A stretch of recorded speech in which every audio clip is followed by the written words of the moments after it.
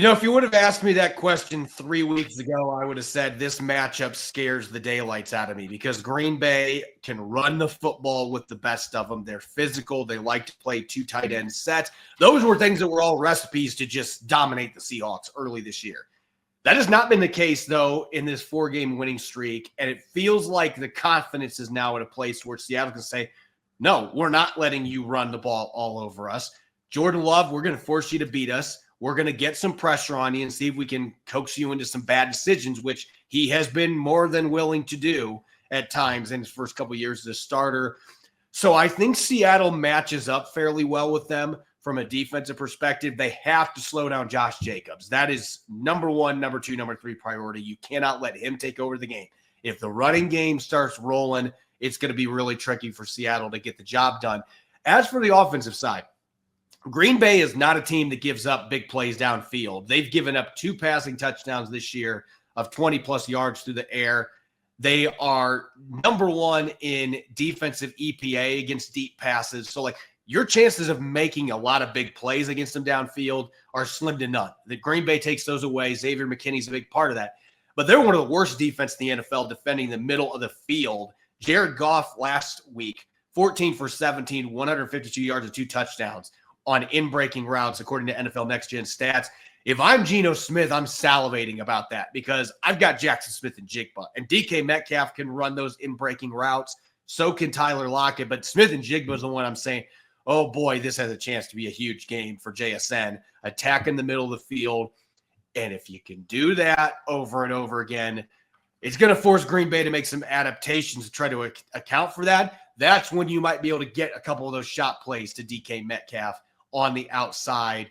The key is going to be protection, and can they get just enough of a run game that they're able to take advantage of that, because this has been a problem all year for Green Bay, defending the middle of the field. They're probably the worst passing defense in the league against those particular passes. Yeah, I was just talking to Jeff Risdon from the Detroit Lions podcast, and he talked about how it is a perfect matchup for the Detroit Lions because the Lions love passing the football in the middle of the field, which is why they have so much success against the Green Bay Packers.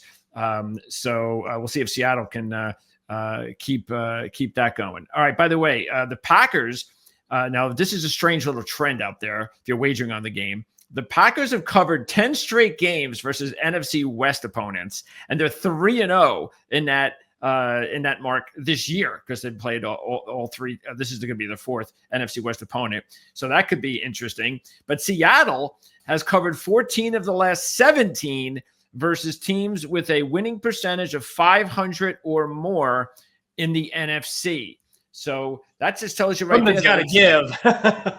Something has to give, but it also is very impressive that Seattle has been that good against quality NFC opponents. So you know that more than anyone, not necessarily by understanding the trend, but just the overall feel of when Seattle is playing against really good teams in the conference. What is your feeling about the game on Sunday night? Give me a pick if you like, or just what do you think the result will possibly be?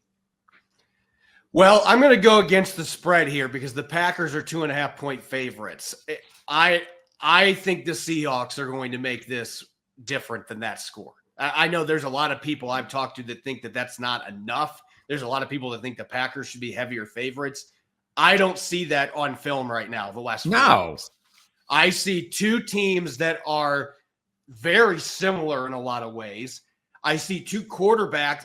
I think Jordan Love and Geno Smith share a lot of the same qualities. They make eye-popping throws over and over again, and then sometimes there's some harebrained decisions that end up leading to interceptions. But they both are guys that can win games late. I mean, they are both underrated athletes. Geno Smith is a guy that can take off and still run at 34, and he can do some damage. And Jordan Love, I think his legs are a big part of Green Bay's offense. I think this is a very even game on paper, but I think playing at home, Seattle has struggled there most of this year, but they won their last home game. I think that the way this team is playing right now, I think the fans are going to go crazy. I think this is going to be one of the loudest home games there's been in a while.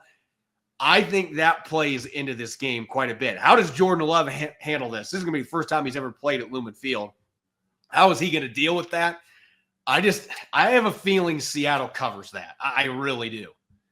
I agree. Matter of fact, Jim Feist and I, my partner over on Proline TV, one of the legends in handicapping, we both, when we saw that line, we actually thought that the line should have been more respectful towards Seattle after what they've accomplished since the bye, winning 4 straight games as a dog. Haven't they proved enough? And it's not like the Packers have played. Look, the Packers are still looking for their signature win this year. They have not looked like the old Packers team last year. They've won a lot of games, but they've not necessarily covered and blown out teams. So the Packers have not played anything like the way that they played last year. Maybe we'll see that eventually, but we haven't seen that yet. And there's no way Seattle should be 65-1 to win the Super Bowl, and the Packers are 18-1. And I think Seattle is definitely very, very close talent-wise to Green Bay, and I think we're going to see that on Sunday night as well. I like Seattle to win the game. Let's talk about some of the injuries, because there are some. Every team has them, and Seahawks are no different. So it looks like, well, first of all, start with Kenneth. Does it look like Kenneth's going to miss another week? I would suspect that there's a pretty good chance he's not playing this weekend. And I think it's a little easier to not rush him back when you see the way that Zach Charbonnet ran this past weekend. And this has been kind of a debate, Greg, in Seattle. And I was on the other side of the fence for a long time. There have been people that have been wondering if Zach Charbonnet was a better fit for Ryan Grubb's offense than Ken Walker. And I have been on the side where Ken Walker is just a more dynamic player. I think Ken Walker is the better fit. I'm starting to at least bridge that fence a little bit right now, because Ken Walker, as good as he is very indecisive at times. Yeah. And he has this desire to bounce everything out wide and try to hit a home run on every single play. Yeah. And that has backfired a lot for Seattle's run game. And I don't think that he gets his foot in the ground and just takes the 3 yards that's given to him enough. And Zach Charbonnet, you don't have to worry about that. Zach Charbonnet is a no-nonsense, downhill, thump ya, I'm going to break tackle style runner. And if you look at Ryan Grubb at Washington before he came to the NFL, the running back that they had last year, Dylan Johnson, ran for over 1,100 yards. Dylan Johnson was a 4.7 guy. He's not a burner. No, he's a physical guy. Yeah. He's a downhill, no-nonsense runner. Zach Charbonnet ran in the 4.4, so he's a much more athletic version of Dylan Johnson. But I'm starting to wonder if maybe that is a better fit in this offense. Could be. He just seems to fit, and they're running gap schemes really well. It seems like the stuff that they are running well, that is their bread and butter, that's becoming their identity, that Zach Charbonnet maybe fits that better than Ken Walker does. If that would be the case, and again, I'm just going off on a weird one here, but let's just say that's the case. Do you see any way possible that Seattle then decides, well, we've got an asset here in Kenneth Walker, let's go ahead and trade him and see if we can get something back in return? What's his contract situation like? Next year will be the last year of his rookie contract. I don't think Seattle would go down that road, because I think that having 2 good running backs is a really good thing.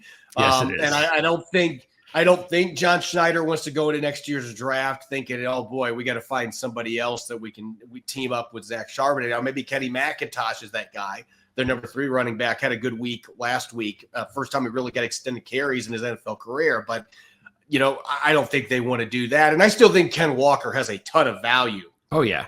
He's been hindered by the way the offensive line is played.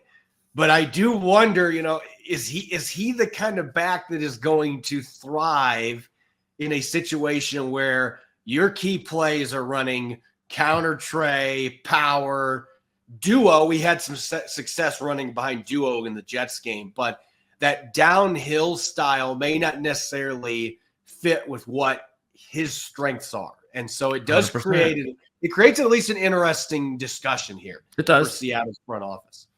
And we'll definitely talk about it in the offseason, but there's a lot of football to be played. So let's continue on the injuries. So DK, I would guess he's going to be okay this week. I see some of these other players have skipped practice. I don't know if they're okay. I mean, DK Lucas and Trey Brown and Reed in the secondary. How are those guys, especially Brown?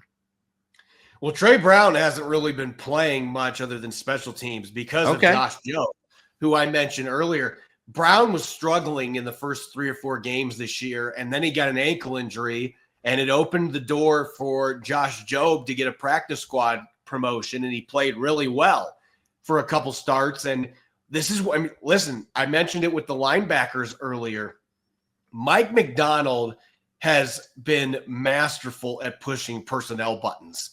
And this is just another example with Josh Jobe coming in as a guy that the Eagles didn't have room for in their roster. They cut him. Seahawks signed him to the practice squad, and all he's done in 6 starts, if you look at Pro Football Focus's charting, he is in the top 20 in passer rating against among qualified corners. He is in the top 20 in completion percentage against, and he's in the top 20 for limited yards after the catch. If guys do get catches on him, he's quickly getting him to the ground. Josh Jobe has been fantastic for this team. So it's made it that Trey Brown really is just a special teams guy at this point.